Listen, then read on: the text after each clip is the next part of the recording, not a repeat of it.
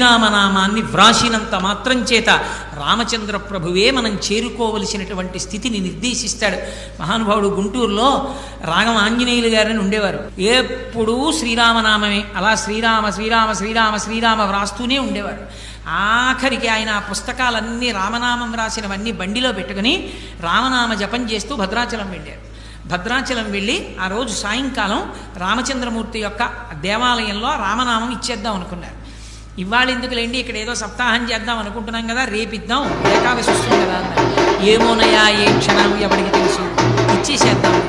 ఆ రోజు రాత్రి రామచంద్రమూర్తికి రామనామం అంతా సమర్పించి మరునాటి నుంచి వ్రతం ప్రారంభం అవుతుంది. భద్రాచలంలో వచ్చి యజ్ఞ భాగం దగ్గర నించున్నారు.